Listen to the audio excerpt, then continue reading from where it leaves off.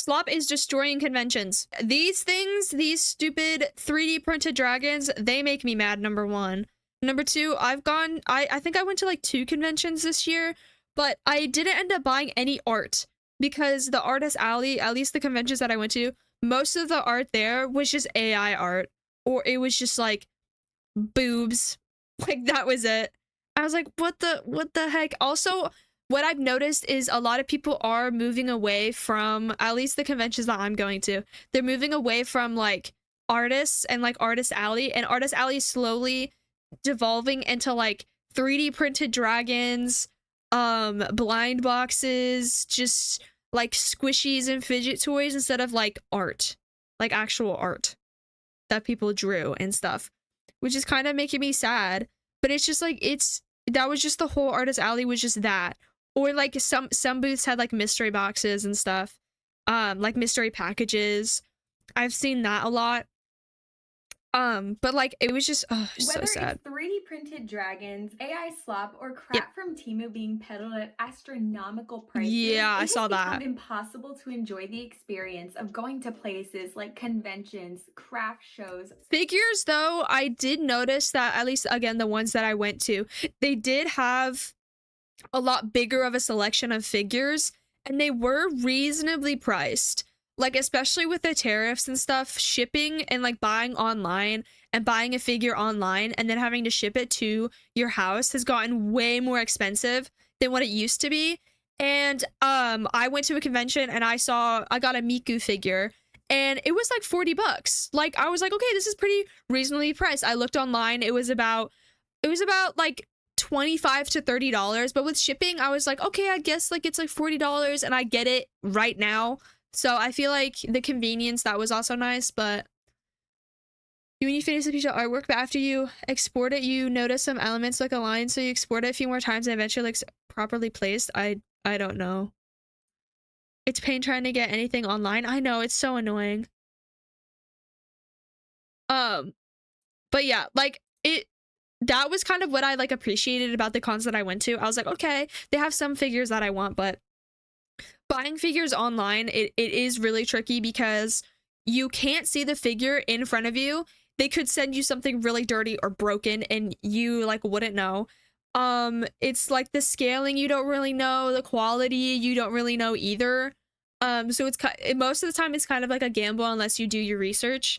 There was one time I bought an Aerith figure off of a site that I really trusted, and they ended up never shipping it to me. I don't know if it's because of the tariffs or it got lost or something, but it was like $400, and that's the most expensive figure I've ever bought. But it shipped, and then it took like a year, because usually it takes really long because it comes all the way from Japan. So I was like expecting it to take a really, really long time.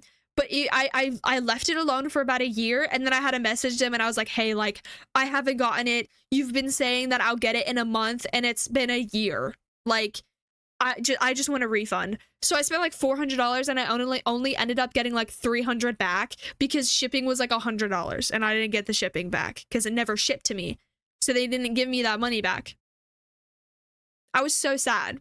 I was like, what the hell? Art fairs, or even just shopping in general. That was really sad. Go to somewhere I've also gotten scammed on eBay. I don't recommend eBay for buying figures. I really don't recommend eBay. I mean, I got scammed so many times on eBay. I just don't do it. Local mall, and you'll see the kiosks filled with Yeah, bootlegs of whatever is currently trending at that moment. This era of crap and dupes and bootlegs feels completely inescapable. It's so annoying. It's kind of sickening. Go to somewhere like the dealer's room of a convention and it is a complete nightmare. You'll find 3D printed junk galore, crocheted items straight from AliExpress, terrible look. Where is it? I don't know. There was a Miku crochet thing that I bought from a con, and I think that was from AliExpress. I don't, it's just annoying. See, this is what I'm saying with like figures. Like, I like buying figures specifically like at cons because I can see if it's reasonably priced, and I can like see, I can pick it up and I can look at it and I can be like, okay, this is marketed as $50. This is actually worth $50 that I buy it. Which is why I really only bought one figure, but I always try and buy at least one figure for a con. Saw Labubu in the store. just for some kid to scream at me thinking I would steal it. What the hell? The Labubu thing is literally just like the Beanie Babies thing. Like, bootlegs, resellers everywhere you look. It's just awful to see all of this stuff take over a space that it was never meant to be in to begin Demon with. toys. And what's worse to me is that a lot of people are okay with this. They don't see any issue with it and see it as a more affordable alternative to getting something that's unique, real, and actually has some soul. The Starbucks bear cups, I didn't even know that was a thing. Why what even is a Starbucks bear cup, and why does everyone want a Starbucks bear cup?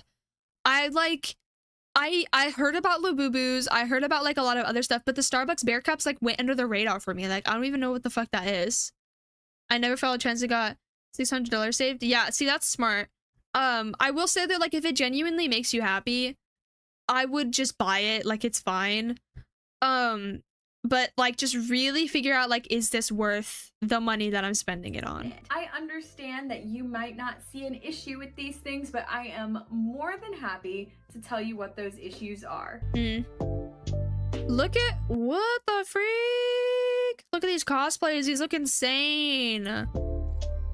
But before we get into it, hi, my name is Ezra Faye. Go ahead and subscribe to this channel where I talk about all things anime, conventions, or honestly, whatever I feel like talking about. And as we talk about slop that has taken over these creative spaces, there are so many different creative spaces we could talk about. As mentioned before, art shows, craft fairs, flea markets, but where I've seen it at its worst is a place that I am at, which is conventions. So I'm gonna use conventions as primary example, but I'm sure there are so many instances where what's happening at conventions can be applied to these other creative spaces. And I am just honestly so sick of conventions allowing these spaces to be taken over by things that have no soul in them, took absolutely no creativity, to overshadow artists who actually put some heart and soul and work into what they produce. You're already paying money to go to a convention, but you're telling me I have to pay money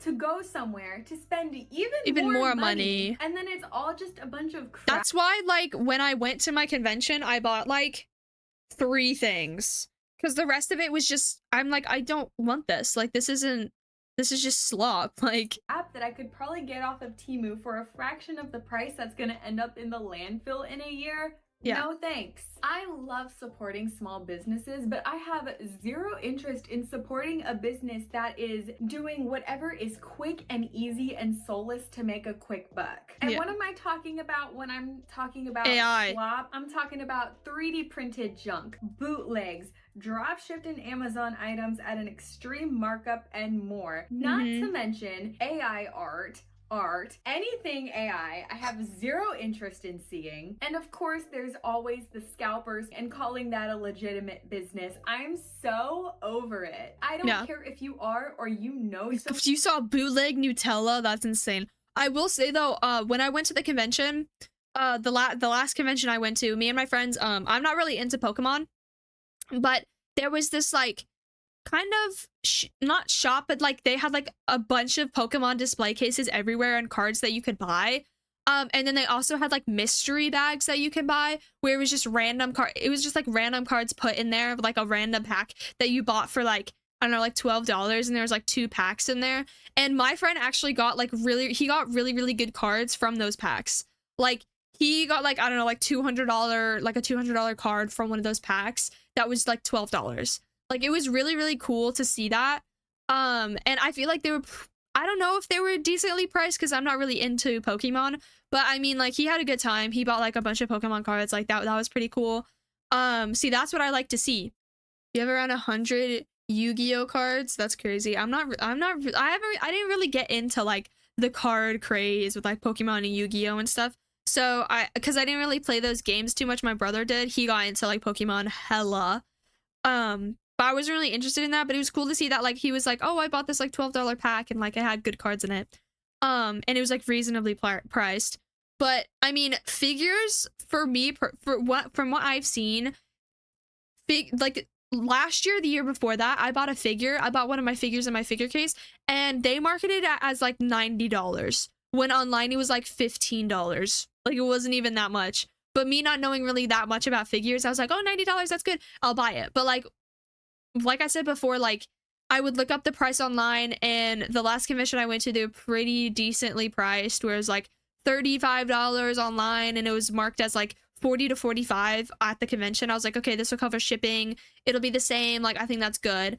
But I feel like a couple years ago, it used to be like really bad, like $90. But the one that I went to, the booth that I went to, the figure that I bought, it was just like, it was decently priced, I feel. For what I was getting, along with the tariffs and the shipping and everything. I thought that was pretty reasonably priced. I don't know about everywhere else though, because I went to a really small convention. It wasn't that big, so. Hello YouTube, sorry to interrupt the video, but I just wanted to say that I just released a membership thing on YouTube where you can get exclusive access to my VODs where I cosplay and I play games, which is not available on YouTube. So if you want to check that out, that will be in the link in the description. There's also different tiers where you can get mentioned at the end of my videos, and also just like if you wanted to support me, that's also awesome. But yeah, that will be in the link in the description, or you can look at it on my page. Don't know which one I'll do. But I also wanted to say that if I keep popping up on your recommended, or you keep seeing my videos everywhere, please don't forget to subscribe. It really helps me out. And yeah, back to the video. Makes money selling these kinds of things. It's time to find something else to do. Or Yeah, at the AI art very is so annoying. least, conventions need to have a limit on how many tables are selling these things, because lately there have been too many conventions I've gone to where you go in and that's all that it is, or it's 90% of what it is, and it's just not supposed to be that way. It wasn't that way before COVID, which means that it can be that way again. People just don't want to put in the work, I'm convinced. If you're totally new to the concept of convention, Yeah, I was actually really sad because the last couple conventions I've gone to, I haven't bought any art. Because up on my wall, you guys can't see it, but I have like a big art display on my wall. And the last time I went to the last two conventions, it was just all AI art and I didn't buy any, and I was just really sad because I was like, this isn't the art that I want to see. A person messaged a big YouTuber asking if he could use my thumbnails on your vids. It was full on AI slup. The YouTuber needed to straight up block him for doing it. What? Person messaged a big YouTuber asking if you could use my thumbnails on your vids. Oh, like he was selling his thumbnails, but it was all AI. Oh my god. I hate when people... Okay, I have a thing with that. So when I make my thumbnails and when I make my titles, most of the time I kind of like brainstorm what I think the title would be myself. And then I have like an idea about like what it would look like. But sometimes, you know, I get stuck. I'm like, I don't know what's the title of my video.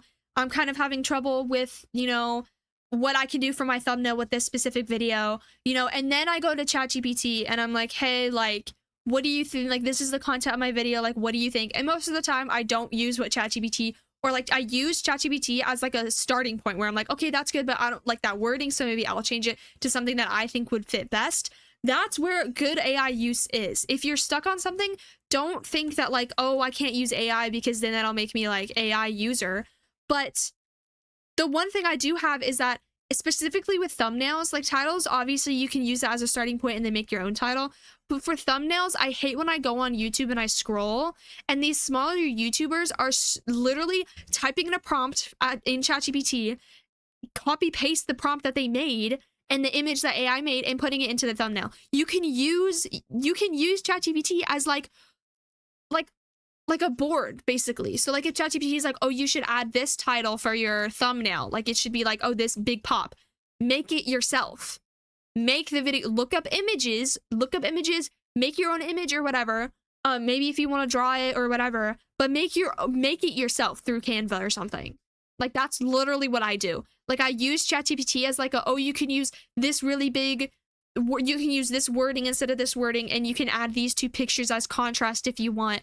And I kind of have it like, okay, this is an idea, but I want to use these specific images that I found on Pinterest. Like I go on Pinterest, I look up images, I download them, and then I make my thumbnail. It's like a long process, but I use ChatGPT as a starting point to kind of formulate my ideas and to kind of flesh out. I'm like, okay, this is what I want it to look like.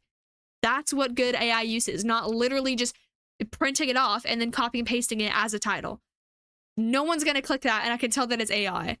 Holy gosh. So the person did is he used one of the YouTuber's thumbnails and he ran it through AI and told the YouTuber this thumbnail could get more attention on your vids. That's crazy. See, no, that's not, no. A lot of No.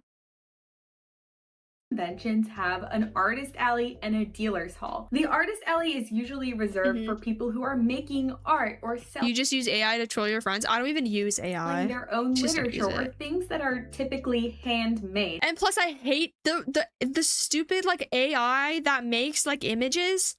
It just looks stupid. I just don't like it. I just Whereas don't like the it. dealer's room is usually Like I have my own distinct style of what thumbnails I choose to use and what thumbnails and images I choose to use. reserved for people who are selling things from other large companies. This is where you're gonna see all of the official merchandise. There are exceptions, of course, amongst cons. A lot of the local cons that I go to have the artist alley and the dealer's AI will sooner or later be so realistic we won't be able to tell. Oh god, I hate knowing that. I hate even thinking that. That's so combined into one, which is why I can't simply just opt out. especially art online. Like I've noticed that AI has gotten better and better, where like I've watched videos on AI art. I talked about this in one of my other videos, but I watch a guy named Muujin and he goes over artists on Twitter or Instagram using AI art and like tracing. Like even like tracing has gotten better for like AI and stuff, and like people can really get away with it and it looks really realistic. But it's just these little things that are like, oh, the hair loops, or you add like an extra finger, or something just looks off, but it's like not that noticeable to the human eye. So when he goes through into these like deep depths and like this is what it looks like, this is what it's not looks like for AI, I'm like, I can't even tell. Like I thought this was an actual artist. I couldn't even tell. Like it's just like so crazy that AI is just getting better and better that I can't even tell. And you have to look for these specific instances where like the creator that's tracing somehow messes up. And it's like, oh, like I could tell that. The thumbnail of a long form video is the most important part. Even if the content isn't good, isn't that good? If your thumbnail is bad, then yeah, because it gets click rates. But here's the thing with that. So you could have a really clickbaity title, right? It could be like, my mom dies or something. But if you don't ever, for clickbait specifically, if you don't ever address that my mom just died or something in the video, people aren't going to watch. So you need a good thumbnail to get people to click, but your content also has to be interesting enough to hold people's attention. Because I've had it where like I've had a really big clickbaity title, right? And I get a lot of clicks on it, but no one watches the full video because it's not interesting enough. So you need to be, not only your thumbnails and your titles have to be like shock value or somehow people get to click or something, but they also have to be good enough for people to continue watching and to continue doing all that stuff. So it's really hard. I probably could start making YouTube videos again after 2 years of quitting. You should do it. Like, you should totally do it. I didn't think anyone would watch my videos genuinely. Like, I was so happy that I got even 100 subscribers and like my first 2 months of uploading. Like I was just like, this is crazy. Like people are actually watching my stuff and clicking and stuff. And like I'm almost like now I'm almost monetized on YouTube. Like I genuinely didn't think anyone would give a shit about what I'm talking about and like what videos I'm watching and stuff. It's just really cool that people actually like what I'm doing. And that's why like I'm really excited that I get to have the opportunity to not only make videos and stuff, but like upgrade my setup and like be able to just continue like producing like high quality content. Because like I said, like my camera isn't that high of quality, so I upgraded it to a new camera that's coming in today. My headphones haven't been working, so I decided to upgrade my headphones as well. Like it's just crazy that like people like me enough and they're commenting like, oh, like you should like maybe upgrade your setup and stuff. Like that's just insane. That's insane. I only quit because I couldn't make thumbnails because it requires a phone number, which I don't have because of my parents. Oh yeah, that's another YouTube thing that I really don't like. You have to put your phone number in to upload thumbnails, and you have to put your phone number in for to upload videos that are longer than 15 minutes. And your phone number can only be used for like one account. So if you try and make another account, you can't use your phone number. That's what I've been having trouble with because I wanted to make a gaming channel and I wanted to make a VOD channel, but for some reason, my phone number just won't work for the VOD channel, and I only have one phone number because I only have one phone number. So it just doesn't work to make a second channel, and I'm just having trouble with that, and it's just really out annoying. of the dealer's room altogether, because at a lot of my cons, the dealer's room is also the artist alley. In these past few years with my con experiences, it definitely feels Get 2 like phones. That's the only just get 2 phones, bro. conventions are more concerned with filling their tables rather than what is on those tables. I'm gonna start posting it on my fitness channel pretty soon because my vids were doing actually good for long form, and my channel is still getting traction. See, that's good. You should totally continue doing that. And I get it. Look, Do it, cons do it. are expensive to run, and a lot of times they're struggling to break even. A good Yeah. way to help with that is to sell tables. But that's the first issue. Conventions used to be a place where you would get exclusive things that are hard to find, Yeah. things that you couldn't just get on Amazon or at Walmart, things Yeah. that were special to get at a convention and kind of Because someone made it by hand, or someone sourced it by hand, or it's from Japan. So served as a souvenir. It was not just a free-for-all, I feel. And as much as I dislike Funko Pops and I dislike going I hate Funko Pops. to cons and seeing table after table after table Fucking of Funko Funko Pops. I would take that any day. Classmate from my school found my channel somehow, and if I make a single video, he would clown me for it. Well, he can like go, I don't know, go somewhere else. Like, honestly, that's why I didn't start my channel until I graduated high school, because I was afraid that people would find my channel and also make fun of me for it. But honestly, like, you're trying to make it out like you're trying to create these like really cool videos, and like if no one likes them, and if that guy was clowning you for it, like, he can go do something. Like, you're actually spending time trying to like develop something that you really, really enjoy and really like, and you're trying to be online, and I think that's really admirable. So he can go suck it, I guess, because he's gonna be stuck in his same place, and you're trying to like move up, you know? You're trying to build something. He's not. What is he doing? Nothing. Just making fun of you. Like, Community trainer, I might change YouTube account because I think it's low-key shadow banned. My shorts barely get views when I know for a fact they would get at least 1K views, but I'll discuss it more with my business partner. I don't know about that because I don't really post shorts too much on my channel. I try and really focus on my long form videos because those do a little better, actually a lot better than my shorts. And honestly, I don't really want to, like, I'm tired of clipping myself. I know clipping is like how you get an audience and how you get attention, but honestly, I really just don't want to do it. And when I don't want to do something, I'm just not going to do it. Like, I'm just going to focus on my long form videos because that's what I actually like to make, and I actually like to edit and produce. And like, just constantly uploading on shorts, I know nothing about shorts, so I can't really give you advice on that. Most of my experience with shorts, and I know for a fact the way shorts are being pushed, it's not normal. Maybe they're changing the algorithm. Again, I have no idea how shorts are pushed, or TikToks or whatever. In comparison to all of this slop that we're getting instead. And Those I are think cute, a lot though. of these slop sellers take advantage of newer con goers, These young motherfuckers from my school be having 100K or 1 million followers on TikTok and making fun of people having lower followers.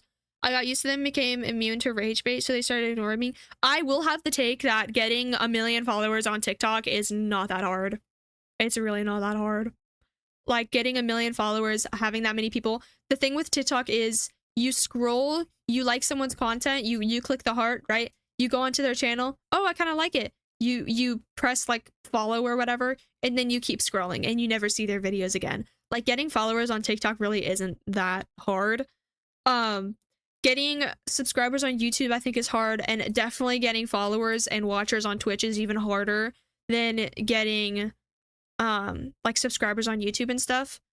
But like having like a high number on TikTok, like, that's not great, because like they could be like, oh, everyone knows me, like, I'm so famous. Like, no one knows you. You're on TikTok. Like, no one knows you, bro. con goers or parents who just want to get something for their kids because they know that these buyers don't really understand that this isn't an authentic item, that this is at an extreme markup. It's very deceptive. That's a lot. 417 subscribers, that's a lot. It's very scammy. And there are several items being sold in these creative spaces that I have beef with. My first gripe is anything that is mass produced, drop shipped, or from Amazon being sold at an extreme markup. My biggest pet peeve is those sticker packs that are like $5 or $10 for 100 stickers. Someone will buy them and then they'll be like, oh, 5 stickers for $1. Not to mention, all of these stickers are usually just official art or stolen art, but even if you don't care about the art, you're ripping yourself off by buying that. Think about it. Think about it. Let's use our heads for a second. You can get 100 stickers for $5, or you could get 5 stickers for $1. Look, I may be a college dropout, but I can do the math on that one. I just don't understand why you'd want to buy that when you could get the same thing for so much cheaper. And it's really easy to tell if they are the Amazon stickers. They're always in like a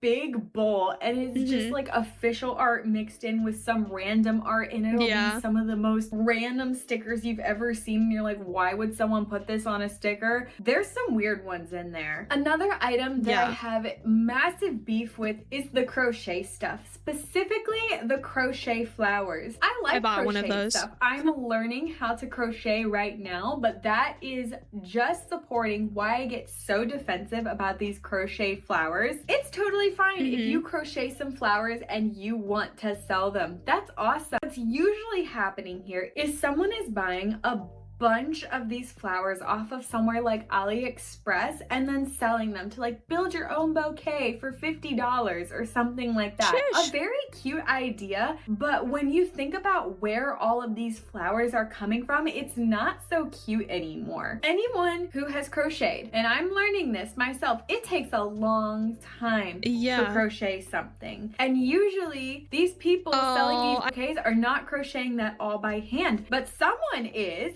Machines and factories are not crocheting these flowers. Underpaid and exploited workers are. So when you're buying these crocheted flowers, that's what you're supporting. The mass-produced crochet is also just setting this unrealistic expectation for other crochet people. If you put 2 crochet tables right next to each other, it's not gonna be fair game, because you have one person who has done everything by hand and therefore has very limited options, or there's a table right next to it that has little crochet dolls of every character that you could possibly imagine. Which table do you think is gonna get more business? Another thing that I have a huge problem with is when they sell Amazon clothes, but it's always like kawaii or Lolita or steampunk kind of fashions being sold at an extreme markup. They'll have like the poofy dresses, or maybe they'll have some pretty kimono, crinoline, and corsets and little accessories to go with it. All very cute, very cool. To the untrained eye, it definitely looks like, oh, this is all like from official Japan. This is all from like an actual store, and people want it. It's very deceptive. That's the theme here. And another thing that they'll do is selling cosplay items. They sell all the prop weapons. It's all on Amazon. Another thing they'll do is they'll just sell wigs by themselves too, and these aren't even styled wigs most of the time. You have to style them yourself. Seen some booths do it now where they'll sell wigs,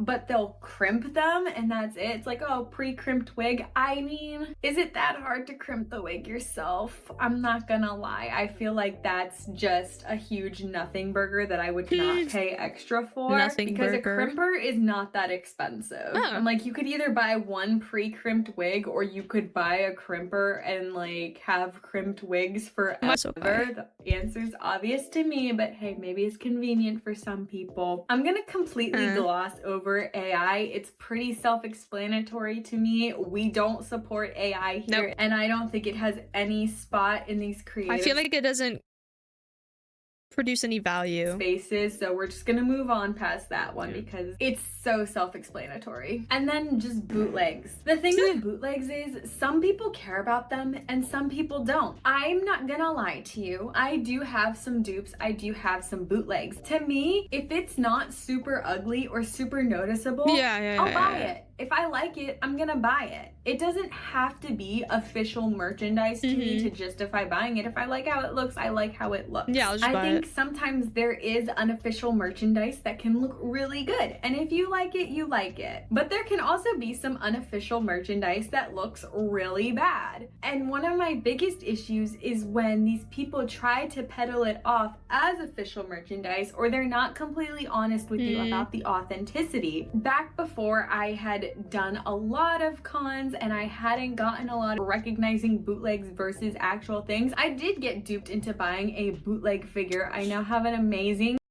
$150 of Itachi Uchiha. I remember Ooh, that's bad. I have had my fair share of bootlegs, though. I feel like I can spot them pretty well now. we're trying really hard in the moment to tell if it was a bootleg or not, and the sales lady was really nice to me. She was really like, oh, take it out of the box, look at it. So I was thinking, oh, she wouldn't want me doing all that if it was a fake. And I was asking her, I was like, oh, is this like authentic? Are you sure? And she's like, yes, it is. And it wasn't. And then I'm looking at it later and I'm like, okay, yeah, I definitely got scammed. Yeah. And that's my issue, is when they're trying to sell you something that's not what it is. Cons that are allowing bootlegs to be sold at tons of tables at their events do quite a number on the reputation and the integrity of their events. I went to a con over this summer where the entire dealer's room portion was just dupes and bootlegs. And to me, that told me, okay, this con cares more about quantity over quality. If a con cares about quantity over quality in places like the dealer's room, that mindset is most likely translating to a lot of other elements of their convention. That does not say that this is a high quality convention. This says, oh, this is a convention that doesn't care about what it's for. It doesn't care about anime or cosplay or unique Bootleg jump items scare. or artists. It cares about selling tables, and it doesn't care who those tables go to. Yeah. That's what it says to me. And to the untrained eye, See, I feel like it's just like the eyes are too far apart. The eyes are different sizes. Hello. I don't know. The colors are off. What else can I see? It looks pretty one-to-one though. It's very scary, but there's just slight differences. Also, the hair. The hair is a big dead giveaway. The colors are off, but like this seems pretty close. Like that's so scary that this is so like one-to-one, so close. Well, the legs are, I don't know. This looks pretty good to me. it can be hard to spot a bootleg. What about this one? Yo, this is also hard. This looks the same. Oh, well, this is the painting. The painting of the figure looks bad. Because that's right there. The colors are slightly off, but that's it. Like it was for me back a couple years ago, but there are some things that you should definitely be looking for. First of all, if it seems way cheaper than it should be, then it's a bootleg. The figure that I paid $150 for would have been more like $300, $400 or more was it the actual figure. If they have a lot of these elaborate... The bootleg eyes are gonna be built like fish eyes. Yeah, I feel like the fish eyes and the bad coloring of the figures, it kind of gives it away that it's a bootleg. But like honestly, you really have to like look for these things. And really like look for them. And even for me, I was like, those look pretty similar to me. Yeah, maybe it's the feel. Yeah, I will say if it is a bootleg, the feel of the hair will be like it'll be like really, really thin plastic. Like if they're like, oh, check it out, like touch it, feel it. If you feel the hair and you can kind of bend it, don't actually bend it, but like if you, it's a different feeling than like actual real like official merch. The hair and some of the accessories are more solid than the bootlegged ones, which are like a lot thinner. So definitely kind of questionable to me, because a lot of these times these expensive figures are harder to come by, and if they have like boxes and boxes of them ready to go, yeah, red flag. Paint job is the biggest indicator. Yeah, paint. is another You're thing. gonna want to look at the paint job, make sure the colors match the pictures on the box, make sure that the colors match the character just in general, that it's painted within the lines, that the paint job isn't messy. A lot of times, A lot of my bootlegged figures, they're not painted right, or the paint like got chipped off or something, and the eyes are too far apart. these actual figures are gonna have a little bit of a See, like this looks better. This looks like it's shiny up on the face when it's not supposed to be. I don't know. The coloring's off here. They didn't color in the lines for the skirt. There's no detailing on the skirt either, because there's details on this one, none on this one. This looks off. This looks like it got bended. The colors are also like dark. The pose is slightly off. I don't know. better shading and highlighting on them, whereas a bootleg might See, yeah, like this looks more flat.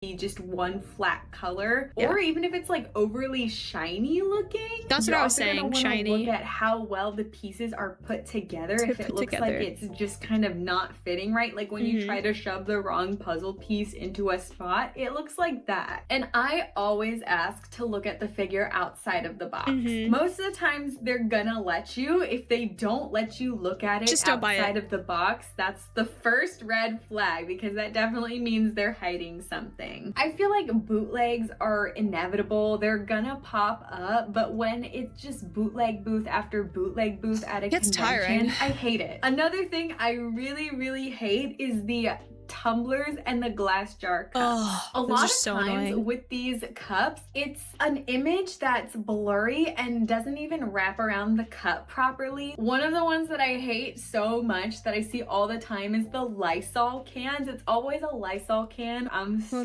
over it. Or it'll have like manga collages of certain characters, but it's all kind of blurry. Yeah. And same thing with the glass jar cups. I've also seen a lot of those glass jar cups where it has like underage characters doing 18+ things on them. I remember I went to a con a couple years ago where it was one of those ones of Dealer's Room Artist Alley Hybrid. All it was that year was just table after table of tumblers and glass jar cups and candles too, but mostly the cups. And we were just like, oh my god, did they not like think this through when they were signing people up? Were they not like, you know what, I think we have enough cup sellers now? And another thing with these is that there are actual artists who do make these types of cups, and so sometimes it can be hard to tell. But for me, the easiest way to tell is quantity over quality. A lot of times what slop sellers will do is they will have a table full of these cups. You'll have like 100 options to choose from. That's the first thing. If you're designing something, it's gonna take a lot of time to design and a lot of money to produce all of this product. There's no way an artist who does this on the side can produce that many cups all at once. It's just, it doesn't happen. And another thing is, not only will they have like 100 options to choose from, but all the designs are different. An actual artist might only have 2 or 3 designs available, maybe a few more, but the art style is gonna actually be consistent. It's not just gonna be official art or manga panels or something on it. Like, I'm guilty, okay? I do have one of these glass jar cups, but it was done by an actual artist. I Oh my god, that looks so cool. remember the artist. I'm sorry. This was literally one of 4 or 5 designs that they had available. That's I was so okay cool. with that. I thought it was cute, but you would never catch me buying one of those tumblers that's like got 100 different options. You would never catch me doing that. And then of course, my biggest beef is 3D printed stuff. This one really grinds my gears. I'm not gonna lie. This was the inspiration for the whole video. It just feels very cheap and not in a fun and thrifty way. The most important thing to know about these 3D printed goods is that they are hardly ever the design of the person that's selling them. Most of the time what's happening, all the person that's selling them did is they bought a pattern online, they uploaded it to their printer, and then they wait for it to print out. I've also heard a lot of instances of designs just being stolen. They don't give credit to the artist who made the pattern, which is a huge issue. And this is why there's so many different varieties available. in the 3D printed dragons because all they have to do is put in the filament and wait for it to print. There's no actual labor that goes into this, which is why it's criminal that these are usually being sold for $30 or higher. And I get it. I know a lot of people like them. It's a fun stimulant toy. I was talking about this with my dad, and my dad was like, I was like, why are these like 3D printed dragons so expensive? And he was like, well, the filament's really expensive, and you know, and I was like, but they're not, like, why is it like $60 for a dragon? It's so expensive. A lot of people buy them for their kids. I get it, but at the same time, like, buy them a plushie. That's fun too. I can't justify them. And something that I learned that's interesting is that a lot of these complicated 3D prints fail in the printing process. It gets all botched up, and then there's nothing to do with it except for throw it away. There's so much 3D printed junk that is Be so for real, who is buying this?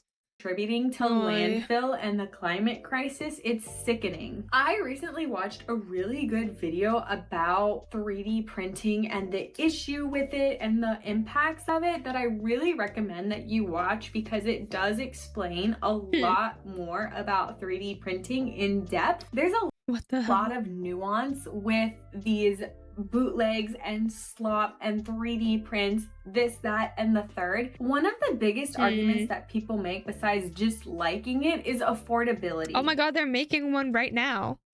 Because so much less effort and time and work goes into selling these things in creative spaces, it's no wonder that they're going to be cheaper than something that was actually handmade, that actually went through a whole production process. The best thing you do with 3D/resin printing is print a figure that just doesn't exist and paint it yourself, create your own base, add fake grass, and that's how people will buy it. I mean, yeah, but like, I want to see more of that where like people 3D print their own figure, paint it themselves, maybe make the design themselves and then sell that. Like, that'd be so cool. But painting, I know, takes like a really, really long time to like not only master, but like do it correctly. And I mean, they're like tiny little brushes and you gotta like paint them and stuff. So, that would take a lot of time, but I would love to see like a booth that did that at like a convention. That'd be so cool. Like, they can price it however they want. If it's like they made the design themselves, they 3D printed it and painted it, hell yeah, take my money. Processed by a small business. I'm gonna hold your hand when I say this. You actually don't have to buy anything. I know it's crazy. And look, I've said it before. I go to conventions to shop. I set aside a budget for every convention so that I can shop. And it's exclusively shopping money. Nobody loves to shop at a convention more than I do. But you don't have to buy anything. At these conventions where it's all just a bunch of crap being sold, I don't buy stuff because I don't want to buy things just for the sake of buying things. I want to buy something because I enjoy it, because I like it, because it's unique. The more conventions that I've gone to, the less I buy, actually. I've noticed that too. One of my first conventions, I bought a lot of stuff. And then after the last couple of conventions, I've bought in like 2 or 3 things that I found like, oh, this is interesting, or oh, I'd actually use this, or I was back and forth with one of the figures I bought, the Miku figure, the only figure I bought. I was really, really back and forth, and that took me like the whole day just to be like, is this worth it? Should I buy this? Like, is it good quality or whatever? I ended up buying it because I was like, this makes me happy, but yeah. Because I'm realizing a lot of this stuff that I buy at conventions, I don't use after a couple of months. Yeah. So when I'm buying stuff at conventions now, I have to ask myself, is this something that I really like? Does this contribute to a collection that I have? Is this something that I'm actually going to use, or do I just think it's fun? You have to reason with yourself. It is better to support an actual artist than to support a dishonest business. Dishonest, whether they're lying to you about where the product came from, they're not giving credit to the artist, they're scamming you through the pricing. It's all dishonest. I don't understand why you'd want to spend your money on that. It would be better to just use your money to buy one nice thing at a convention or a craft fair or wherever, instead of just buying a bunch of junk and slop and trinkets that's gonna end up in landfill in a year max. Remember at a car show, the vendors would sell like keychains from AliExpress that cost 50 cents. I've never been to a car show before. The uncomfortable truth that a lot of people are not going to want to come to terms with is that people just want to buy things for the sake of buying things. Yeah. They don't think about whether it's something they actually want or need, or whether it's worth the money or not. And there is this mindset that's plaguing modern society right now that we don't owe anyone anything. It's our money. We can do whatever we want. Therefore, we don't think about the impacts on artists, on these creative spaces, on the environment. We just don't care. That's a huge problem. It's a curse. All that to say though, it's not the end of the world if you don't buy this junk, and I wish more people cared about the impacts of buying this junk, but I digress. That ties in with my next point completely, which is the question of why do conventions keep allowing this? It's really simple, because people buy it. Cons are not going to continue to allow tables in their conventions or other creative spaces that don't sell, that don't bring in any foot traffic. And also, these tables aren't going to want to pay that table fee if they know they're not going to get any business. But they are, and that's why they continue to stay, and that's why more and more of them are popping up in these creative spaces. It's